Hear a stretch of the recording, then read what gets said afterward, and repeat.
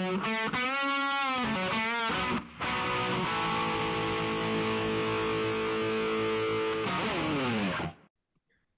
right, welcome to the OFX podcast. I'm Dave Claxton.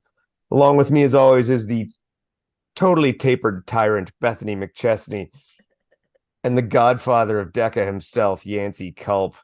What's up, team? Before I forget, this episode is brought to you by Duonamic and Air Relax, and let's roll from there. All right. Yancy, anything going on? I was just doing some assisted pull-ups on my Duonamic. There you go. Yeah, I'm serious. I leave them hanging in my doorway, and my rule is anytime I go through my doorway, I got to grab a couple pull-ups. I pretty much 90% of them are assisted because I would be doing way too many unassisted and it just wouldn't work out. But I love that thing, man. You know what? They've been great. They've been fantastic. Good guys. Awesome. Thank you so much. So look, we're gonna get right into this. I got a couple of questions for you before we get to our draft. So there's a couple of questions, and one because I was just on Instagram and this just came out. So there was talk about in 2024 having age group relays. And then I just saw a post about it. And to my surprise, I thought it was just going to be the fit, but now is it going to be a strong and relay as well? As you guys know, 99% of the reason we exist is to support our affiliate program and the affiliate gyms, the 300 gyms across the US, Canada, the UK, Ireland, and various other countries. And that's where most of our focus goes. And I honestly think it's going to be way more impactful for the Deka Strong and the Deka Mile gym events because, every single one of those events, people can, when you go to compete, you're going to go to one of 6 leaderboards as a team. One of our 5 age group categories are the elite categories. So, of course, it'll be fun on the big DecaFit events those days. But, there'll be 700-800 events next year. And every single one of those teams, matter of fact, the elites will go to the age group awards as well. But what will happen at the end of the season, so that's just like we always do, is the top 20 have the ability to race elite. But, there's teams have blown up. At the gym events and at the DecaFit events, and it's just we had to go here because it'll open up a ton of new opportunities for world championships, but more importantly for that, just people seeing, and I think the strategies involved with who you partner with to try to stay on the good side of that 20-year age gap, and I just think it's going to be a lot of fun and provide a lot of opportunities for our gym owners to kind of grow their. So I was just thinking about what then the World Championship would look like, and that's a lot of races. So is this going to be now like a 5-day thing? Are we going to split up teams World Championships and individual World Championships? No, the good thing about teams is that we can get a lot of teams out on course quickly. Now you would think you're onto something right there, because if you look at the 3-day schedules for Friday, Saturday, and Sunday this week, they're pretty packed. But we kind of took a sneak peek of next year. Okay, what would that look like? When you have, let's see, 120 teams. With the age groups, 120 spots. So it'll be 3 to 4 hours of teams. When you look at starting, just a little hint, if you look at starting the morning at 7 instead of 8, and you look at adding about 90 minutes onto the end of 90 minutes to 2 hours in the end of the day, that 3-hour buy of time would accommodate it. But yeah, it's half of each day will be teams. I'm stoked. I'm excited. I know that at our events, and I think with yours, Beth, too, that the teams just it creates so much excitement. Everybody's so jacked up to do it, and it's just so much red line. Put it this way. We hand out 18 batons at every DecaFit. Yeah. There's going to be 108 batons handed out at DecaFit. So so each day next year at Worlds would be the same. We're just super excited about that. It's going to be a long award ceremony for every DecaFit, but we're already seeing registration ramp up big time for the DecaFits in the teams division. And I think most of it's because of this announcement. So hold on a minute. Yancy, how old are you in 2024? I will be 52. So let's see. You and I, I will be 49. you and I would be in that 100 to 119 age group, dude. We would be salty. Let me tell you. You want to be on that edge of the. I mean, we I don't. know You don't that's what I'm be saying. 118, 119, right? You and I be perfect. We could do some damage. We could do some damage. There might be some complaints. I imagine one or two. Well, it's almost a disadvantage because I'm always exhausted. I limped in sideways with Nick Riker as my teammate this year. I was like, dude, I'm so tired. Well, I'm used to that for Bethany carrying me across the line, so that's fine. Yeah. Hey, Yeah, but to that's your right. point, Bethany, it will be to manage, but it's necessary. It's totally necessary. I think honestly, I think by the end of 24, you'll see 50+% of all DECA event registration be 50% or more be teams. I think that's amazing. Okay, so a couple other questions to get through. Um, how will uh how will this year's go in regards to the two waves? Like, will one wave go and then the other wave will go at the end, or will they mix together? How does that work logistically speaking? We're gonna have a lot of categories where you're gonna have, let's say, 14 to 20. Let's say we have a group of 15. We'll do the classic 10 and 5. Mhm. If we have 12 or less, we will make it one wave. We're gonna have let's take Deca Strong on Sunday. There'll be 12 lines of equipment. So for 12 or less, we'll do one wave. If we're 13, we will do 10 and 3. 14, we'll do 10 and 4, 10 and 5, 10 and 6, or 10 and 10. If we have 20. We have a few categories that it bumped up to like 21, 22, email miscommunication, this or that, and where we allowed a 21st person, for example, that will be, in that case, it will be 11 and 10. If we go over 20, we'll front load the first wave, allow that 11th person to get into that first wave so we can get as many people in the first wave as possible. But does that answer your question? And Yep. you'll have about, give or take, 7.5 minutes until you launch that second wave. Okay, so for example, when the elite, so we'll say the elite fit, when the elite fit heads out, the top, let's just for argument's sake, top 10 go, and then there's going to be about 7 minutes, and then the next wave will go. Yeah, for the elites, we talked about this today, bringing that down to like five minutes. Okay. And the reason we're trying to just there's been a few very, very minor edits to the schedule that we released out. Nothing that's going to be shocking at all. You're talking about like 5 minutes a couple times. We found that there's so much going on. There are a few things that kind of blew right over my head. I was like, wait a second, we've got a handful of people that are trying to race elite and then the Go Ruck, or vice versa. Go Ruck first and then the elite. And it was like, we've got to adjust it in a way where that can be feasible to take place. So, we're launching the female elites first. 5 to 6 minutes after that second wave of females that are 11 plus places will be launched. The age groups, it'll be right around 7.5 minutes. Okay. And I'm assuming that you guys probably would have liked to have had it completely separated so that maybe we could focus on both as far as a viewing perspective, but that time warrants just doesn't allow that. Yeah, I talked about that with Matt B. Davis and Will Hicks today. They'll be doing live feeds. It's going to be very, very close. The goal is to get all of the females off the course. We'll easily get the first wave of females off the course where the live feeds will be able to relax and slowly make their way over to the male first wave. That'll be a no-brainer, but we've got it pinched where it's going to be tight, but we may be able to get all of them off the course, that second wave of females off the course, before they have to shoot over real fast and start covering the guys. Okay. One more question about timing. And actually, we just had a chat with Alex Walker, and this came up.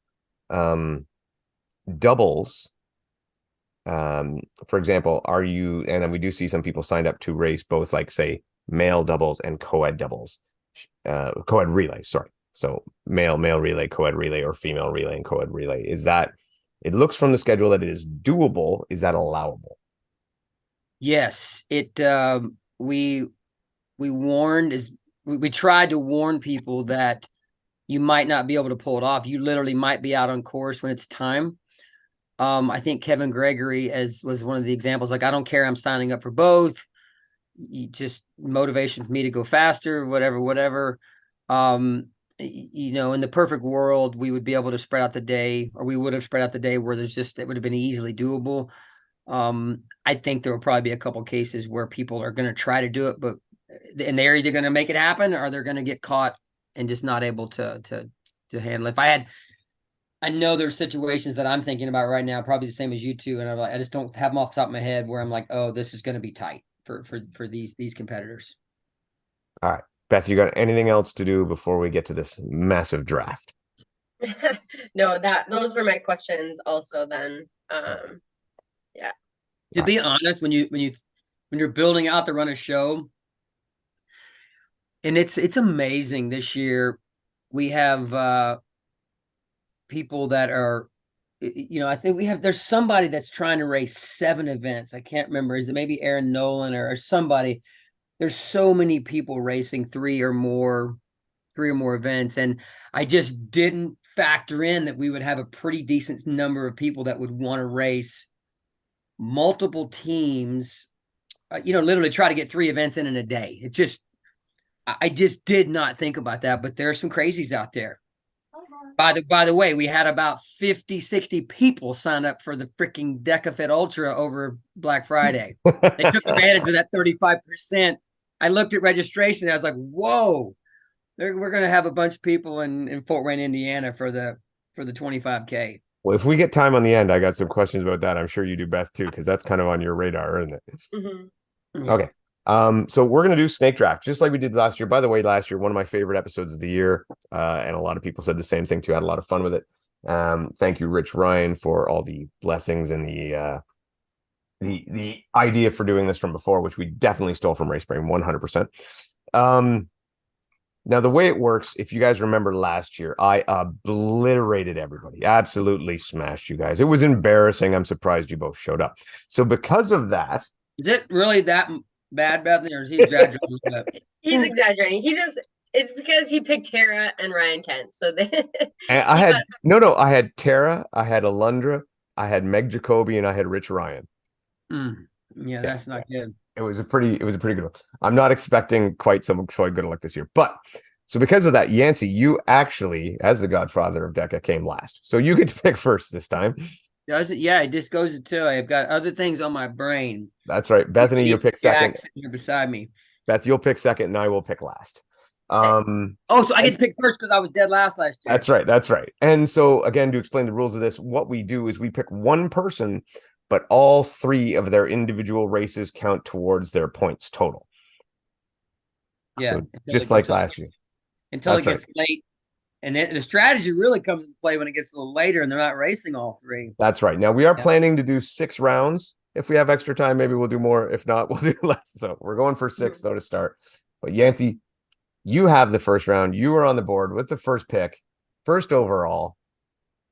Yeah. All the pressure. Now the persons you don't pick are going to hate you. They're going to say Yancy's against me. Yeah. I'm going with my brother Ryan Kent. Woo. Mr. Kent. Now, where would he be seated? I could call up here. So Ryan Kent, he's like seated second for the strong. Seated. Tough call. Yeah. Similar to last year, Shadeg came in with just some crazy fast times, kind of like he has this year. Mm-hmm. But Ryan Kent, captain consistency, he's coming off a great year. He's been on fire all year long, and you really can't knock that pick at all. But yeah. I mean, he's one of those Triple Crown threats. Nobody pulled. He was the closest last year with a first, and a second, or second, a first, and a first in that order. Mm-hmm. We did have plenty of age groupers win the Triple Crown. Jack and Robin and I are working on releasing something maybe tomorrow or the next day where you'll you're going to be able to see every single person that's earned the bronze, meaning they've qualified and they're racing all three. And the silver is if you podium all three, and the gold Triple Crown is if you win all three. Nobody on the elite pulled that off last year, so we'll see if it happens this year. In a way, Alondra Greenlee came really close without actually winning a race because she came second at every distance. Yes. All right, Beth, you are on the board. Number 2 pick. And I could just write this down already, I think. You think? I think. I'm gonna take Tara Jackson. Oh my God. It was a coin flip, but I'm gonna take Tara. She was my all-star pick last year. Yeah, I stole her from you. My coach, my relay partner at times. Oh, Yeah. I actually, you know what? I mean, you can't, again, Triple Crown threat, right? She came close last year, a first, and a third. Yeah. Obviously you could pick. All right, well, I am going to pick who I actually thought you were going to pick. I'm going to take Ryland Shadag. Yeah, I knew that was coming, brother. Yeah, that was my coin flip. And I mean, self-explanatory. I believe he's ranked number 1 in everything. Currently has the record in everything. He is ranked number 1 in everything. Yeah. Number 1 in everything, has the record, everything, and you guys let me have him number 3.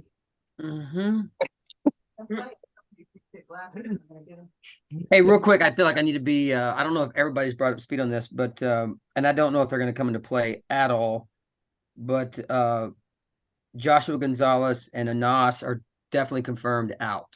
Oh, that's too bad. You guys knew that. I didn't know that. That's disappointing, though. I know, I know Anas had put in some good races lately, and Josh had worked so hard all year. Like, he had been killing it, racing a ton. Is he going to Sweden? I'm not 100% sure what his plan is. Joshua is a military responsibility he thought he was going to be able to get out of and just wasn't. So props to him for, as I like to call the world's most important athletes, the ones that take care of us. But that's why he can't. And seen Josh race a lot and seen him race in person, nothing but respect for that guy. He has steadily improved and gotten better, and a really good guy. So that's our loss. It's too bad he won't be there.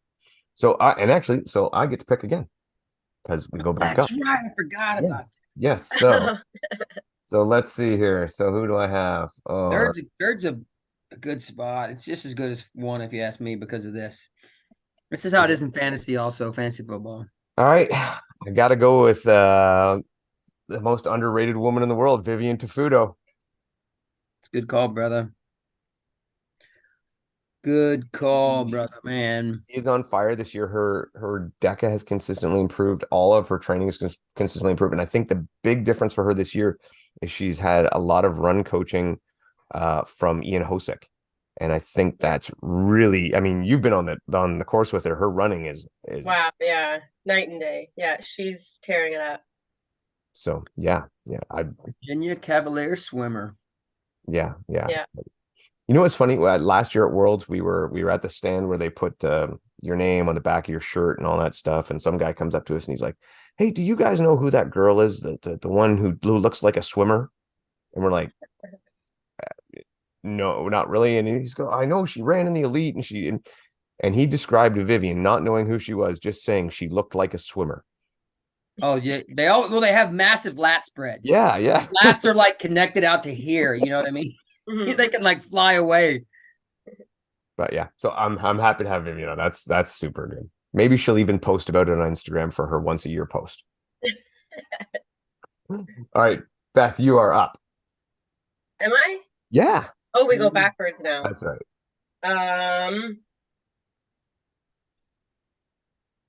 Okay, let me see. I'm going to take Camila Massa. Oh, good call. Good call. So she's got a number 2 ranking, a number 3 ranking, and a number 2 ranking in the strong. Yeah, and 6 months ago you probably wouldn't have made that pick, but she is. Yeah. She has been. I don't think the broken finger is going to affect her too much. She still destroyed a High Rocks with it, so I think she'll be okay. I get back to back here. I am going. This is tough because I'm on my girl's side.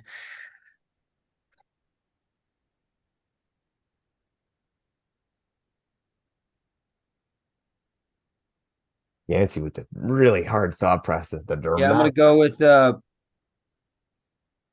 um Rich Ryan Ooh. and, and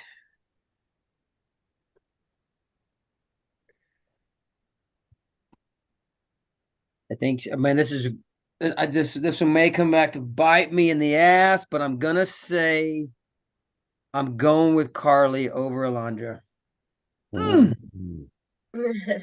I don't think I don't think she's gonna have an average finish in the Decafit, I think, but I think I've got a chance to really come on strong with in the strong in the mile. Definitely the strong.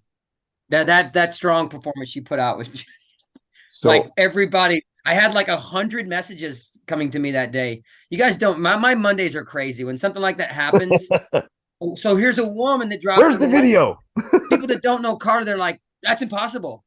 And I'm like, wait, so first off, do you know Carly? Do you know who Carly is? Yeah. And luckily I had a full blown video on it. So I went back and watched. I was like, it's legit, folks. She's a badass. Well, she's just that like her ability on the machines is just so like her potential there is just so high, you know, Yeah. Yep. Yep. like And with on her, that bike.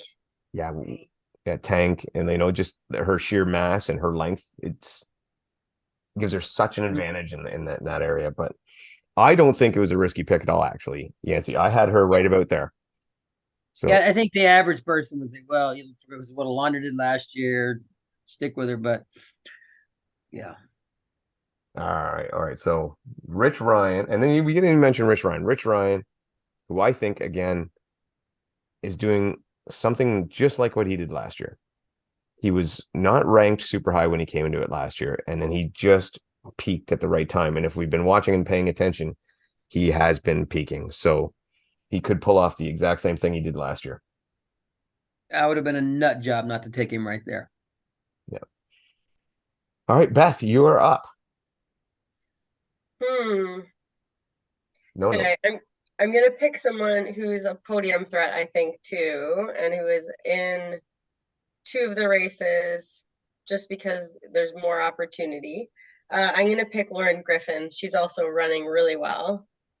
Great call. Great call.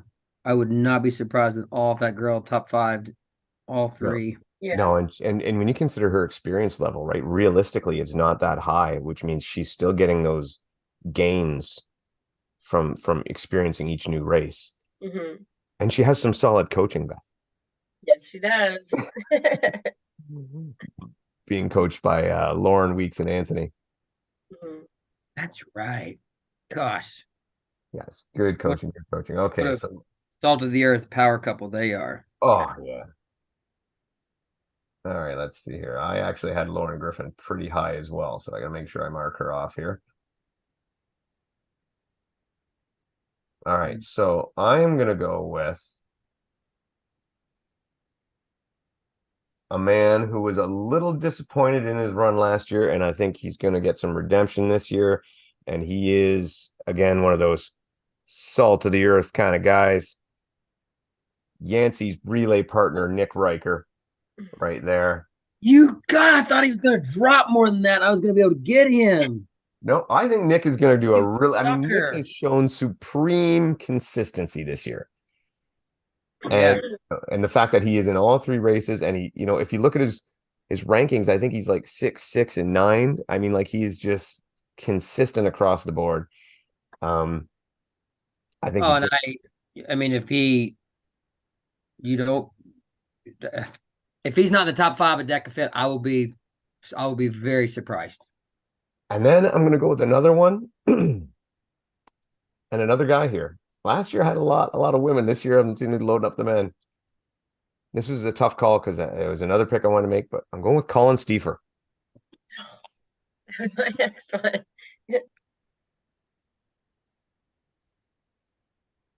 Having followed him and chased him when I was a rabbit, I know the guy can run, and he's deadly on the machines with his CrossFit background. And again, the experience level, he is getting better and better each time. So I think, man, I'm looking good again here, guys. I'm looking really good. Yeah, man, there's still some serious talent all stacked all over the place. We're going quick, Beth. We might have to go to 10. There's a lot of great names. I know. Nah, I'm glad we're stopping at 6. All right, cool. Okay, Beth. Okay. So now we're looking at podium threats, but maybe not racing all of them. I'm going to go with Dylan Scott. Ooh, Timo effects Dylan Scott. Yeah, I think Dylan is a hopeful for sure on that Deka Fit podium. Oh yeah, he could definitely slide on there. And I mean, we saw him in Philly, and he looked so dominant. He didn't even look winded.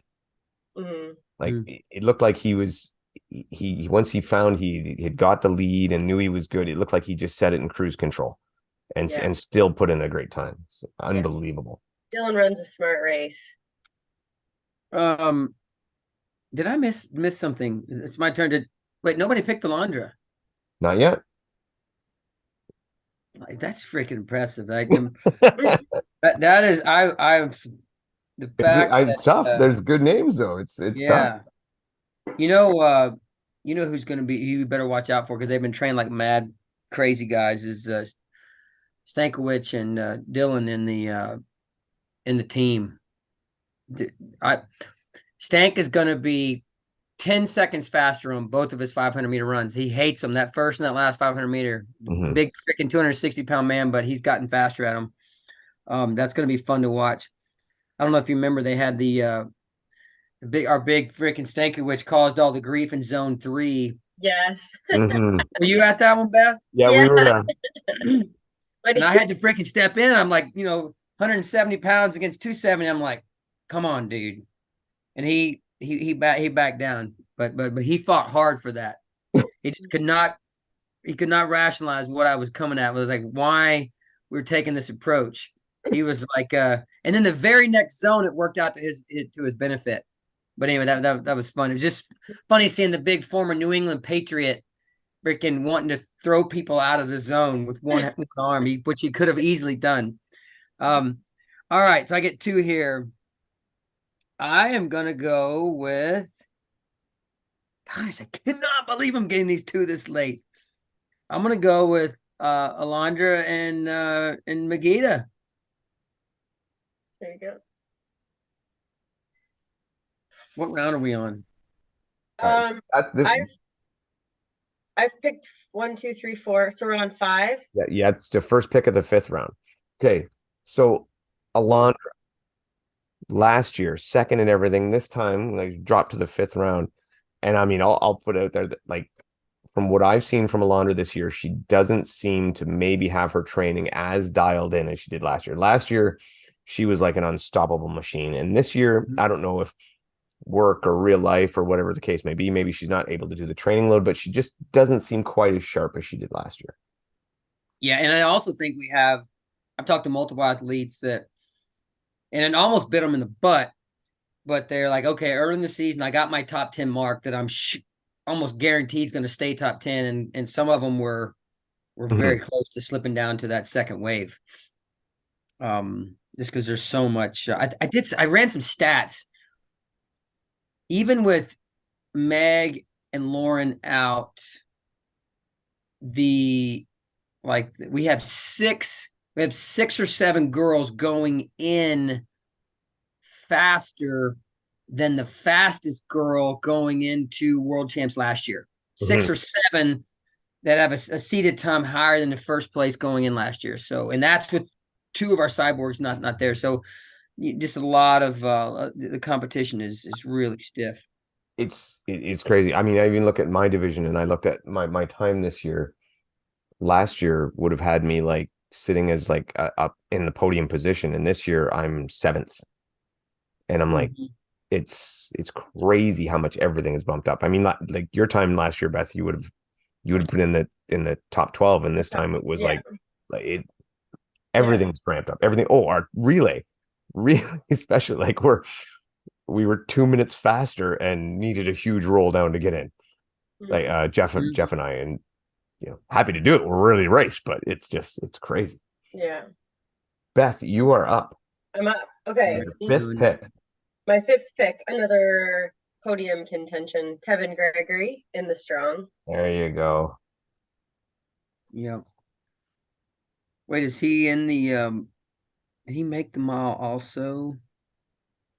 Yes. Yeah, is he in the mile too? He's ranked 13th in the mile. There you go. Yeah, he's running everything, everywhere he can possibly. Yeah, just not the individual fit, right? No, I don't. Well, I don't know if he might. You never know. He might be doing the age group, but he's not in the elite. I will check. He's not elite. Okay. No, he's not doing age group. No, he's actually taking a race off. That is a surprise. So, who's it on? Is it it's let's see. On so that was you. Is it on you? Yeah, me for 2 picks. So just hold on a sec here. So all right, me. So I'm actually happy to make this pick. I didn't know what I was going to get to, but I'm going with Isaac Sanderson. Damn, good call, brother. Good call. I believe our first Canadian on the board. Yeah, it's a great pick. Pick. Isaac Sanderson. And again, a guy with not a ton of experience, but he's growing leaps and bounds every time he races. He'll be in there for the fit and the mile, or fit and the strong, and I'm sure he would have been there for the mile had we been able to find him a race in time. Yeah. Which just didn't quite work out. We almost had it, but not quite. And my last pick here, and this is another one I think is going to do really well, is Marcus Wallace. Dang it. Sucker. I just had this pipe dream that you guys were going to forget about him. Well, the thing is here, Marcus is great. And he's, again, got that really good CrossFit background. Very strong guy, deadly on the machines. He has, I mean, he recently he had to drop out of a race due to, I think he was sick or something happened. Oh, shingles. He got shingles. Oh, I've had that. Yeah. So he had to drop out, but he's I talked to him the other day. He's feeling really good now. He's good to go. And I expect good things out of Marcus Wallace. And that's my 6 pick. So 6 rounds. That's it for me. Beth, you're up again for your last pick.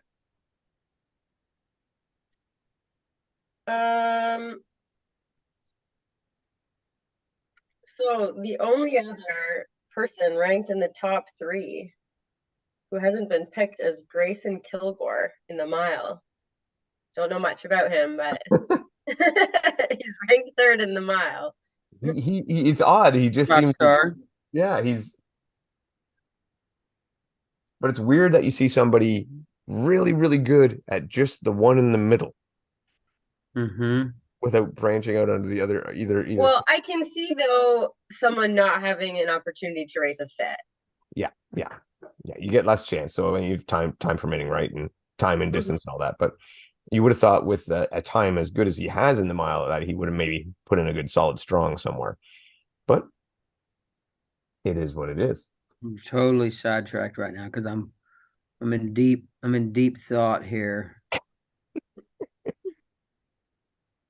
This is the last pick, Yancy. This is the big one. This is important. This is the one that wins it for you this time. And I get 2, right? No, just 1 because this is round 6. That's right. Deep breaths.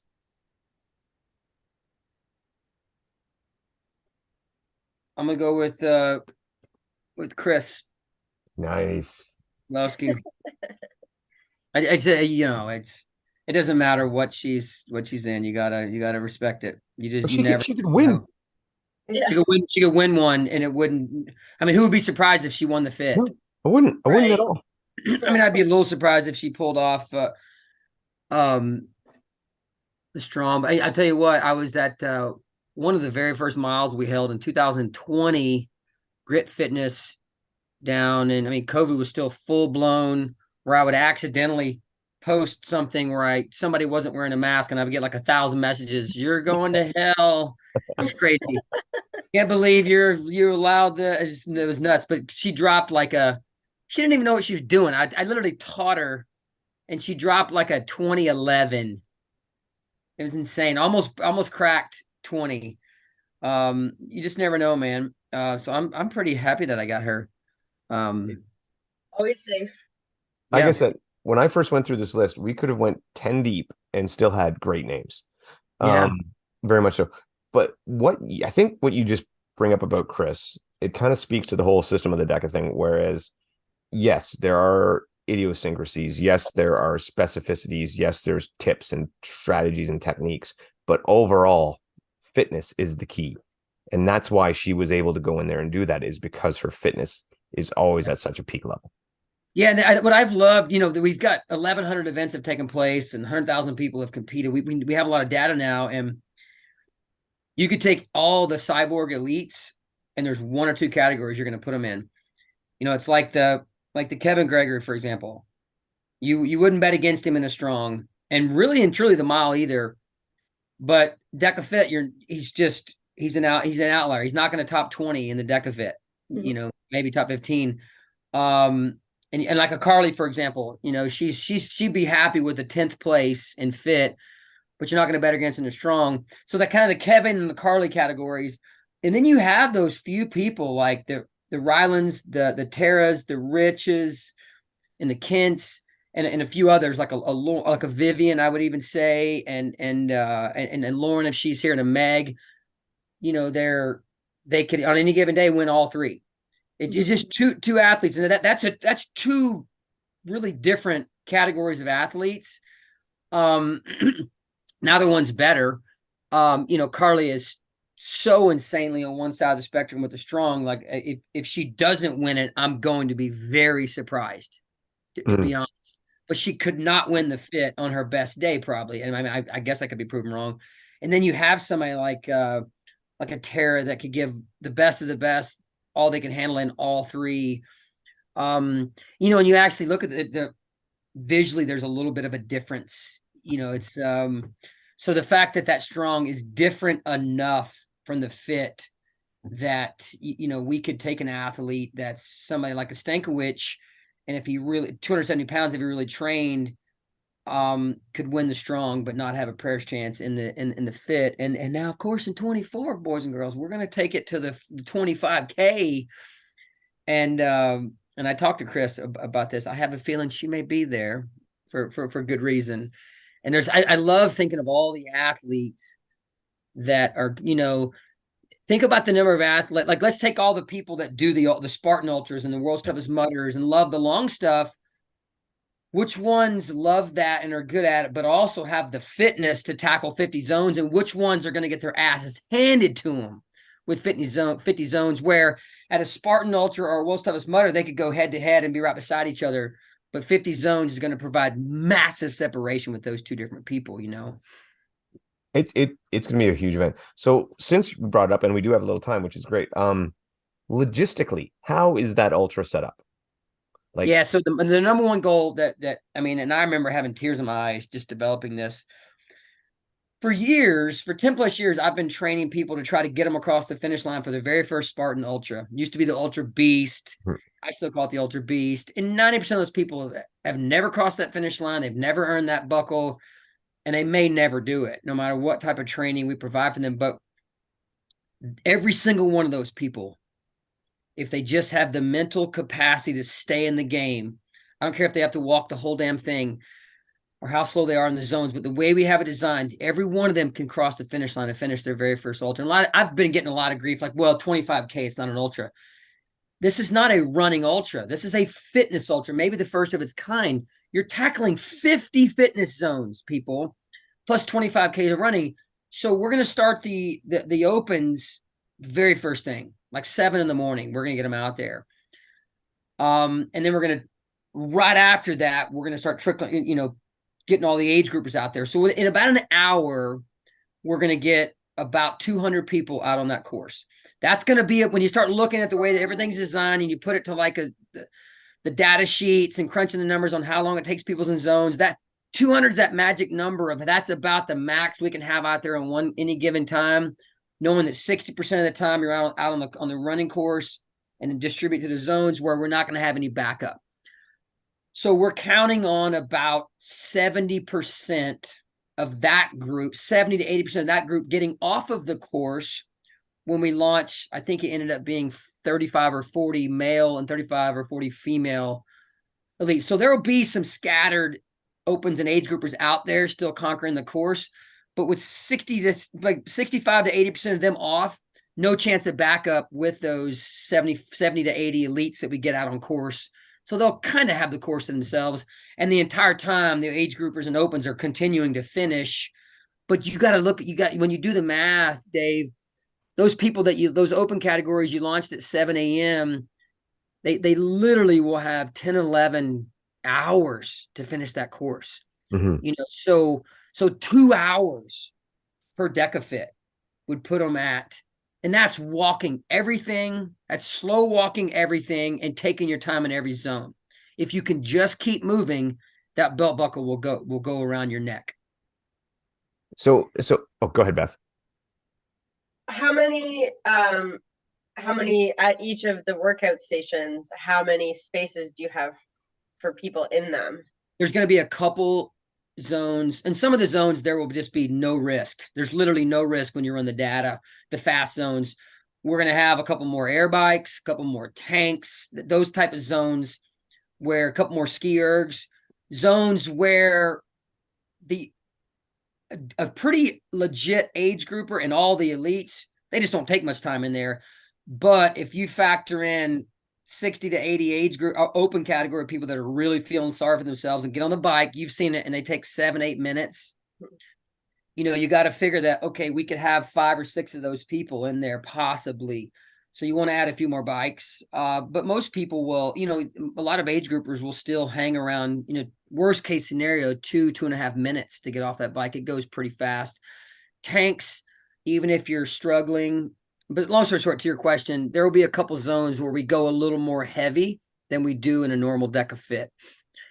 Boxes and, sit-ups, sit-up throws, and certain zones, and even burpees and the lunges, it'll just really never back up in there as long as you have like 12, 13 zones. Because when you do the math at any one given time, let's say we snap our fingers, we have 200 people out on course. 60% of those 200 are out on the running course always. That's just the running average. So 80 people are spread across 10 zones at any one given time, and most of those zones are really fast, relatively fast zones. Most zones, even if you're moving slow, a person moving pretty fast, running a 20-minute 5K is out on each running double laps for 2 minutes, and most of the zones are going to be significantly less than that, even if you're going somewhat slow. But then there's a couple that average more than 2 minutes, so you got to be fat on those zones. All right, and it will be run essentially as 5 back-to-back Deka Fits. So you'll run 500 meters, do a zone, run 500 meters, do a zone as such, and so essentially you go through all 10 exactly 5 times. You will nothing will change. You finish that 20th burpee, you go right back out to start your second Deka Fit. Yeah. You finish so it's going to go just like that. We're going to picture one entire straightaway, picture coming off a curve, and you can go stay on the running lane, or you can peel into the pit alley. In pit alley just runs right alongside that running track, and where you've got, whatever you need, your hydration, your gels, your food, and you can have up to 2 pit crew. And I've been, the little pro tip for the pit crew is you want your accountant, bookkeeper, teacher type brain person that you've put in charge of keeping track of your laps, because you're going to get race brain. Most people are going to get race brain in something like this. So the smart athletes will have somebody that's swapping off with other people, just simply keeping track of your laps with like a little dry erase board. Think the old BMX and motocross dry erase with the board. I think people that are competitive, that's going to be important, because there's going to be, just like all Deka Fits, you get penalized if you miss a lap. Not that it's quite as impactful when you're doing 5 Deka Fits, but for someone like a Chris Roglowski or an Alex Walker and those type of athletes going head to head trying to win this thing, and some of the crazy guys that are already telling me they're going to sign up, this is going to be very, very, competitive. And we'll get those, we'll seed it. Like we'll get the 10 most impactful females and males. We'll get them out at the exact same time. So live coverage for, Jack and I've crunched the math pretty tight. I've put a lot of, pen to paper, and I think anything sub 4 is fast. But there's going to be some athletes that could toy with that 3 hour barrier, which is just insane. You look at somebody that if you average 40 minutes, okay, you are 3:20. So That's still fast. you would have, if you could average 36. So you take somebody like I don't want to say like a Kent or a Shadeg. Those wouldn't be my picks, but somebody that can run a 31-32. Like a Dylan Scott, maybe. Yeah, like a Dylan Scott, could easily, he's a 30 flat guy. He's 30 flat guy. So you say all you got to do is run 5:36s. You got to realize how freaking easy a 36 is for him. Yeah. He's going to be below lactate threshold the whole freaking time. So I think my stupid crazy brain, in the old abandoned Kmart for 3 months, I remember the brain going crazy. Like, how we've got to have this, Jared, to where we have that Roger Bannister 4-minute mile. Like, if, for example, the guys, I didn't think we'd have this many guys break 30 this early. I thought by this time we would have at least one or two, but 30 minutes is still that Roger Bannister mark for us. The 3-hour mark is going to be the Roger Bannister mark for us for the ultra, which is just insane when you think about it. But we've got anyway. So I could talk about this stuff for freaking an hour. I apologize. I get going. So I got a couple of questions from the art department / judge extraordinaire. Yeah. Okay, so for the ultra too, how will you work the judging? Because I mean, that's going to be like you're going to need a lot of judges switching in and out for that length of time, right? Is it just going to be, an all call? Because I mean, that's going to be tough to get that many judges. Yeah. We are going to one thing we are going to continue. We haven't really announced this yet formally, but we are going to continue and again, it'll never be a requirement. But recruiting, and again, it would not be impact. You just made me think of this. Mm-hmm. It won't be important on this day, but for all Deka fits, we are going to have that, graciously asking you to sign up for a short shift before or after you race on Deka Fit. We've had about, I think we've had 400 athletes step up to the plate and sign on the dotted line. Hey, I'll take this shift. And I think we're even going to be better off. Some people will just decide that the day of where they want to go, and we'll plug them in somewhere. But it's really good. I think 2024, because of this new move, we're going to see judging improve a little bit. But it's just going to be a massive push for our affiliates. To be honest, we're going to really lean in hard on the affiliates. We've got probably about 20 affiliates up in that area that are just rock stars. The Journey 333 crowd, Ricardo and team, there's about 7 of them. Travis Barnes owns that franchise. They just come in droves when you ask them.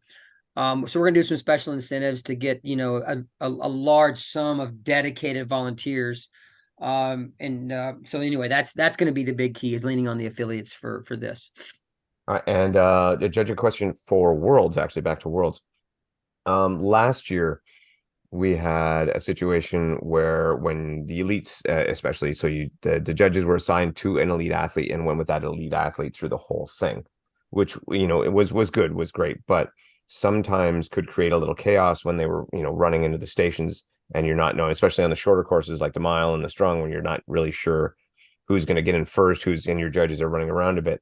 Is it going to be done that same way, or is it maybe going to be a situation where you take a judge and say, let's say, okay, so the athletes run into lunges and they get who they get. Then the judges move over to the, let's just say, to the rower, and then whoever they get, whatever rower they're at, that's who they get. Or how are you going to work that this year?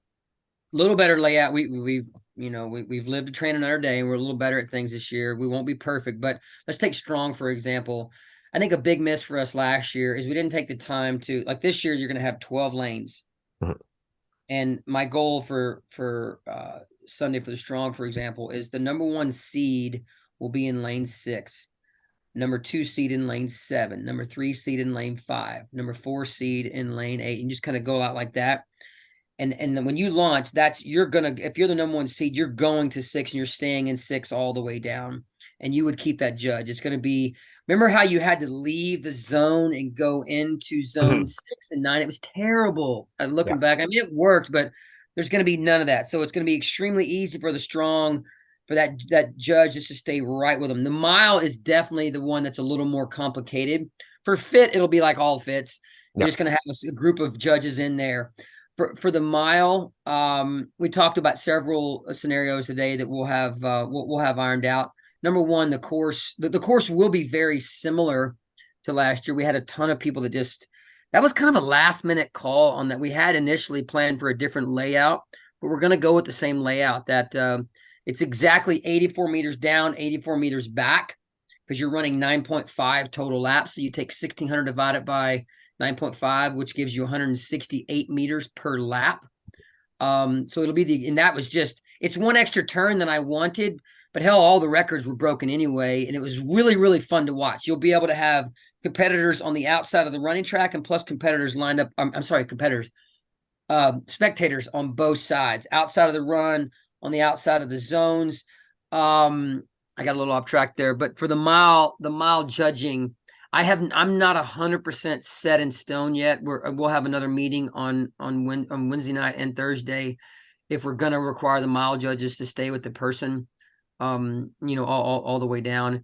It's a little more complicated with mile, especially in those first couple. The first zone. The second zone is first, second, maybe third zone are the ones that are complicated because it's still pretty tight at that point. So you find the judges hop, oh shit, my guy went over there, and you gotta go find your guy. And I think last year for the mile, it would have been better had we allow you just take an athlete. Don't be scrambling all over trying to find your athlete. So anyway. Right. Beth, you got any more questions? Answer. We'll see how it goes. Yeah, I got it. Sometimes I'll be honest. Sometimes when you're behind the scenes, it's a little bit of, let's see how it goes, folks. So I have one more, and this is not a question. This is a request, actually. So, not even 2024. See, I'm not being pressuring. I'm being realistic. 2025 Worlds in Toronto seems like a great idea to me.